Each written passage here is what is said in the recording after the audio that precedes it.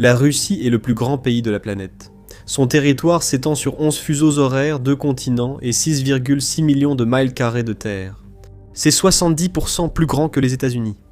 Mais en ce moment, une partie de la taille de l'Australie est en train de disparaître discrètement, non pas à cause d'une défaite militaire ou d'une invasion. Les gens partent, et ils ne reviennent pas. Tout cela concerne l'Extrême-Orient russe, ou plus précisément, le district fédéral de l'Extrême-Orient, qui couvre 40% de l'ensemble du territoire russe. Cette vaste région ne compte que 8 millions d'habitants, soit un peu plus de 5% de la population russe. Ce nombre diminue plus vite qu'à tout autre moment de l'histoire moderne de la Russie, plus rapidement qu'ailleurs dans le pays, sauf au Grand Nord. Le président russe Vladimir Poutine a personnellement qualifié cela de menace pour la sécurité nationale, et il a raison. La région est essentielle pour ses ressources, et comme porte d'entrée du commerce et de la migration de l'Est. Mais il y a un problème majeur. Dès que le Kremlin essaie d'agir, l'effort échoue, et l'Extrême-Orient russe continue de décliner lentement. Et cela crée la possibilité d'une nouvelle incursion, cette fois de la Chine en Russie, un renversement historique des gains de l'Empire russe en 1860. Mais nous n'avons pas besoin de remonter aussi loin pour démontrer l'ampleur de ce qui se passe. Il suffit de revenir à l'effondrement de l'Union soviétique. Selon le recensement de 1989, ce qui allait devenir le district fédéral d'Extrême-Orient comptait environ 10,35 millions d'habitants. Lorsque Poutine est arrivé au pouvoir, ce chiffre était d'environ 8,8 millions. En 2025, la population était estimée à seulement 7,86 millions. Cela représente une perte d'environ 25% en 35 ans. Mais ce chiffre global masque à quel point la situation est catastrophique dans certaines régions. La Tchoukotka, la péninsule isolée du nord-est lointain de la Russie, a perdu 68% de sa population depuis 1991. L'oblast de Magadan, autrefois un centre d'extraction de ressources à l'époque soviétique, a perdu 63,6% de sa population. Le Kamtchatka a perdu 34,6% de sa population. Ces chiffres indiquent que ces régions sont essentiellement abandonnées, sans personne pour y revenir. En fait, depuis l'arrivée au pouvoir de Poutine, la population a diminué de 10% et certaines statistiques suggèrent une nouvelle baisse de 8% d'ici 2033. C'était 3 fois l'estimation officielle faite quelques années plus tôt. Et le rythme de l'effondrement s'accélère. La région compte aujourd'hui moins d'habitants qu'au milieu des années 1970. L'État soviétique a passé des décennies et d'énormes ressources à augmenter la population. Et, au cours des 3 décennies qui ont suivi, ce travail a été presque entièrement réduit à néant. Pour comprendre pourquoi cela se produit, revenons au modèle soviétique défaillant que Moscou essaie, en vain, de reproduire depuis lors. L'URSS a peuplé l'Extrême-Orient par une combinaison de méthodes, dont certaines étaient profondément coercitives. La main-d'œuvre du Goulag a bâti l'infrastructure de l'Extrême-Orient soviétique à ses débuts, surtout au nord-est. Après Staline, le modèle s'appuyait sur des incitations positives. Les salaires dans la région étaient de 50% à 2 fois supérieurs à la moyenne nationale. Les travailleurs partis vers l'Est conservaient un droit au logement dans leur région d'origine, un filet de sécurité clé du système soviétique. Les économies réalisées grâce à des salaires élevés et un coût de la vie bas faisèrent de l'Extrême-Orient un sacrifice temporaire assorti d'une récompense future garantie. De retour à l'Ouest, la vie était plus facile grâce à une population plus dense, de meilleures infrastructures et un climat plus favorable. Ce système fonctionnait, même s'il rencontrait des revers, parce qu'il était direct. L'État fournissait les incitations, l'État contrôlait les garanties institutionnelles, et l'État finançait l'infrastructure sociale qui rendait les conditions difficiles supportables. Le solde migratoire vers la région est resté positif jusqu'à la fin des années 1980. Après l'effondrement de l'Union soviétique, ces garanties fondamentales ont disparu presque du jour au lendemain. Les travailleurs revenus de l'Est ont soudainement perdu leurs droits au logement et vu leurs économies détruites par l'inflation et l'effondrement du système financier. La réaction rationnelle était de partir immédiatement tant qu'il était encore possible de le faire. Et c'est exactement ce qu'ils ont fait. En 1991, pour la première fois dans l'histoire soviétique ou russe, l'émigration de l'Extrême-Orient a dépassé la croissance naturelle de la population, mais l'exode ne s'est jamais arrêté. Ce qui rend la situation si difficile à inverser, c'est que les raisons pour lesquelles les gens partent aujourd'hui ne sont pas les mêmes que celles qui les ont poussés à partir en 1991. À l'époque, c'était l'effondrement des institutions et la panique financière. Aujourd'hui, c'est un calcul rationnel de coût-bénéfice, où la vie dans l'Extrême-Orient russe est chère, difficile, dangereuse et relativement peu gratifiante, et la situation ne fait qu'empirer. Commençons par l'axe des revenus. au milieu des années 1990. Les salaires dans l'Extrême-Orient bénéficiaient encore d'une véritable prime par rapport à la moyenne nationale, généralement environ 71% plus élevée, grâce aux coefficients et indemnités hérités de l'époque soviétique qui ont partiellement survécu à la transition. À la fin des années 2010, cet avantage était tombé à seulement 18%. En même temps, le coût de la vie y reste bien supérieur à celui de la Russie occidentale. De 25 à 30% plus élevé dans les villes du sud plus accessibles comme Khabarovsk et Vladivostok, de 40 à 60% plus élevé dans des endroits comme Kamtchatka et Sakhalin, et jusqu'à 80 à 100% plus élevé en Tchoukotka. L'arithmétique est simple. Vous gagnez un peu plus, vous payez beaucoup plus. Et l'écart entre la valeur de votre salaire dans l'Extrême-Orient et ce qu'il vaudrait à Novosibirsk ou à Moscou ne cesse de se réduire. Ensuite, il y a la qualité de vie. L'espérance de vie en Extrême-Orient est de 2 à 3 ans inférieure à la moyenne nationale, déjà peu élevée, et la criminalité y est plus forte qu'ailleurs en Russie. Le taux de pauvreté s'élève à 15,7% dans le district fédéral d'Extrême-Orient, contre 12,6% au niveau national. Les services de santé, centralisés loin des petites villes, sont devenus inaccessibles pour beaucoup dans la région. En 2015, le nombre d'étudiants dans les sous-régions était tombé à seulement 25 à 30%. Du niveau de 1990. La fermeture des écoles par le système a incité plus de familles à partir, renforçant ainsi un cercle vicieux aux conséquences très négatives. Ainsi, ceux qui hésitent, mais en ont les moyens, voient la situation empirer et choisissent de partir tenter leur chance ailleurs. Les personnes qui restent sont en proportion plus âgées, plus pauvres et plus dépendantes des aides de l'État.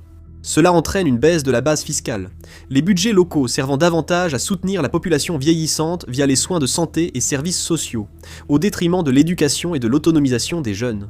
Encore une fois, la prochaine génération de jeunes prend la même décision que la première, ce qui conduit au même résultat, mais en un peu pire. Comme dit, Moscou connaît le problème, et Poutine le qualifie de menace pour la sécurité nationale depuis des années. L'État russe a lancé des programmes pour y remédier, mais aucun n'a encore fonctionné. Le programme de développement de l'Extrême-Orient de l'époque soviétique a été rédigé initialement en 1987. Il a été révisé, mis à jour, renommé et relancé à plusieurs reprises en 1996, 2002, et même lors de la vague d'innovation institutionnelle de 2015, y compris les territoires de développement avancé, le port franc de Vladivostok, l'attribution gratuite de terrains, les tarifs énergétiques préférentiels et les billets d'avion subventionnés. Cela a abouti à la réunion ministérielle d'avril 2026 sur la stratégie de politique démographique de l'Extrême-Orient. Mais 30 ans de programme se sont finalement résumés au même problème. Le modèle lui-même ne fonctionne plus. Et les chercheurs de l'Institut de recherche économique de l'Académie des sciences de Russie ont publié leurs conclusions dès 2021, 5 ans, avant la dernière vague d'incitation. Le programme de terre gratuite illustre parfaitement l'échec du système. Le Kremlin a offert des hectares de terre dans l'Extrême-Orient aux habitants. Le problème, c'est que beaucoup de ces terres étaient proposées sans route, accès ferroviaire ni infrastructure les rendant utilisables ou habitables. Puis, il y avait les salaires. La Russie avait augmenté les salaires de certains travailleurs, mais Moscou a souvent échoué à les payer à temps. Les travailleurs devraient avoir de meilleurs salaires, mais ils sont souvent retardés ou annulés, au point qu'on ignore s'il y a eu une hausse. De grands projets incluaient la création de nouvelles villes d'1 million d'habitants, pour concentrer et ancrer la population de l'Extrême-Orient. Mais ces projets n'ont jamais dépassé la phase d'annonce tout simplement parce qu'il n'y a pas de budget pour construire une ville entière. Et s'il y avait un budget, il a disparu lorsque la Russie a fini par envahir l'Ukraine, en 2022, dirigeant ses ressources vers ce qui était censé être une guerre de 10 jours. En fait, la guerre a affecté l'Extrême-Orient sur plusieurs fronts. L'impact principal est la mobilisation, la campagne en Ukraine ayant puisé surtout dans des régions déjà en manque de main-d'œuvre, dont l'Extrême-Orient, particulièrement touché. Les hommes en âge de travailler sont la population la plus nécessaire pour maintenir toute activité économique dans une région qui manque déjà de main-d'œuvre, et pourtant ils ont été mobilisés, tués, blessés, ou même ont fui pour éviter la conscription. La guerre a également dévasté le budget, car les dépenses de défense de la Russie ont évincé tout le reste, l'infrastructure étant la victime la plus visible. Les routes ne sont pas construites. Les projets d'expansion ferroviaire dont les planificateurs russes discutaient encore en 2023 sont à l'arrêt, et le réseau aérien, qui relie les communautés isolées de l'Extrême-Orient, entre elles et aux régions occidentales de la Russie, se dégrade, car les sanctions coupent l'industrie aéronautique russe des pièces et de l'expertise occidentale. Fin 2023. La Russie avait initialement proposé un plan visant à construire 1000 avions pour les vols intérieurs et internationaux d'ici 2030. En 2025, le nombre d'avions construits était de 13 et le plan a été discrètement abandonné. Peut-être que le facteur principal de la perte de l'Extrême-Orient est que les voisins de la Russie transforment lentement la région. Maintenant, juste un petit rappel, si vous voulez des analyses comme celle-ci, assurez-vous de vous abonner à The Military Show. Nous publions chaque jour des vidéos sur la géopolitique et la guerre pour vous informer en temps réel. Retour en Extrême-Orient. La Chine s'installe dans la région depuis des années, et la guerre en Ukraine a accéléré le processus de façon spectaculaire. Moscou a désormais bien plus besoin de Pékin que Pékin n'a besoin de Moscou, et le prix de cette dépendance se paie en Extrême-Orient. D'ici 2025, les investissements chinois dans le district fédéral de l'Extrême-Orient devraient approcher 1 billion de roubles, soit environ 13,5 milliards de dollars. Le volume des échanges commerciaux entre le territoire de Khabarovsk et la Chine a augmenté de 5,5 millions de tonnes en 2024 et encore de 36%, rien que sur les 6 premiers mois de 2025. La Chine absorbe en réalité l'ensemble de l'économie de l'Extrême-Orient, détournant à son profit ce qui devrait être des échanges entre régions de la Fédération. Mais il y a un facteur encore plus important ici. La population. On estime qu'un demi-million de citoyens chinois vivent désormais entre Vladivostok et l'Oural. Ce nombre est en augmentation. Des accords d'exemption de visa et l'accès privilégié aux territoires de développement avancé créés par la Russie facilitent cela pour attirer les investissements et retenir la population. Plus efficace pour attirer les travailleurs chinois que pour retenir les Russes. Dans plusieurs villes et localités de l'Extrême-Orient, le service de renseignement extérieur de l'Ukraine a indiqué que des enclaves se sont formées sans presque aucun Russe dans la main-d'œuvre. Rappelez-vous, les Russes vivant en Extrême-Orient ne sont pas natifs de cette région. Ce ne sont pas des minorités vivant en Sibérie, mais des personnes déplacées par l'Union soviétique, attirées par la promesse d'un meilleur salaire. Ils sont plus proches culturellement de la Russie occidentale que de la population locale. Cette population est en réalité plus liée à la Mongolie ou la Chine, sans pour autant être plus accueillante envers la nouvelle vague d'immigrants. Le gouvernement chinois a le même intérêt en tête. Rappelez-vous qu'avant 1860, la Mandchourie extérieure faisait partie de la Chine des Qing, et la Chine n'a pas vraiment oublié ce détail du contexte historique. Les années passées, la Chine a même appelé les villes russes de la région par leurs anciens noms chinois. Bien sûr, cela ne signifie pas que la Chine va soudainement envahir pour reprendre ce qu'elle a perdu il y a un siècle et demi. Elle n'a peut-être pas besoin d'envahir, car la population locale souffre déjà des politiques économiques russes et d'un traitement inégal lié à la mobilisation et aux intérêts de guerre. Pour contrer cela, la Russie a décidé d'utiliser une tactique peu orthodoxe et peut-être autodestructrice, en remplaçant les Russes par un autre groupe d'Asiatiques de l'Est. Pour combler la pénurie de main-d'œuvre en Extrême-Orient, Moscou s'est tourné vers Pyongyang. L'accord est simple. Plus de 15 000 travailleurs nord-coréens sont officiellement arrivés en Russie en 2024 et début 2025, la majorité étant en Extrême-Orient, où ils sont nécessaires et proches de leur pays. Les estimations officieuses portent le nombre réel à près de 50 000 d'ici la fin de 2025, et les entreprises russes opérant dans la région ont déjà soumis des demandes pour 153 000 contrats de travail nord-coréens supplémentaires. La demande ne faiblit pas non plus, comme en témoigne le fait que de nombreux Nord-Coréens décrivent leurs contrats comme étant proches de l'esclavage, avec des journées de travail de 18 heures et seulement 2 jours de congés par an. La structure de cet arrangement vous dit tout sur ceux qui en bénéficient. Les travailleurs nord-coréens reçoivent des salaires à peu près au niveau minimum autorisé par le cadre contractuel en vigueur. La différence entre le paiement des entreprises russes et la somme réellement perçue par les travailleurs est reversée à Pyongyang, ce qui constitue l'une des principales sources de devises du régime de Kim Jong-un. C'est l'une des raisons pour lesquelles la Corée du Nord a tout intérêt à maintenir cet arrangement dans ses conditions actuelles, et aucun intérêt à renégocier en faveur de Moscou. Le résultat, c'est que 2 États dotés de l'arme nucléaire s'implantent simultanément sur le territoire russe, en utilisant des moyens différents mais en obtenant le même résultat stratégique. Une présence croissante et de plus en plus profonde dans une région que Moscou ne peut pas suffisamment doter en personnel, financer ou gouverner avec sa propre population.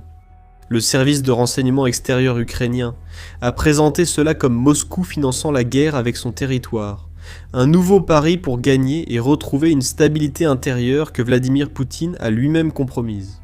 Il y a aussi une autre dimension ici, qui est relativement peu médiatisée en Occident, en partie parce que cela semble extrême, et en partie parce que cela n'en est encore qu'à un stade précoce. Conséquences politiques internes en Russie de l'effondrement démographique de l'Extrême-Orient. Le départ des Russes ethniques modifie la composition démographique régionale. Dans certaines villes d'Extrême-Orient, les Chinois et Ouzbeks réunis égalent désormais les Russes en nombre. Des militants russes, y compris certains, disposant de plateformes organisées, ont commencé à discuter publiquement du concept d'une Sibérie indépendante, invoquant parfois l'expression « États-Unis de Sibérie ». D'abord mouvement artistique, il est devenu une identité politique et culturelle. Ces débats restent marginaux, mais il faut tenir compte du contexte général. Vladimir Poutine a passé les 25 dernières années au pouvoir, a tenté de freiner toute forme d'identité nationale qui ne soit pas d'abord russe, allant même jusqu'à éroder l'indépendance des anciens États soviétiques pour les maintenir liés à la fédération. Qu'un nouveau mouvement séparatiste émerge dans une région où Moscou a peu de chances d'intervenir, en raison de l'éloignement et du manque d'institutions et d'infrastructures, montre que la politique intérieure russe est sur le point de s'effondrer. Bien sûr, les militants mènent actuellement leurs actions depuis l'étranger, car ils ont été parmi les premiers à quitter la Russie au début de la guerre en Ukraine. Si le gouvernement de Poutine montre la moindre faiblesse, la population pourrait percer à jour la propagande d'État et rejoindre les rangs.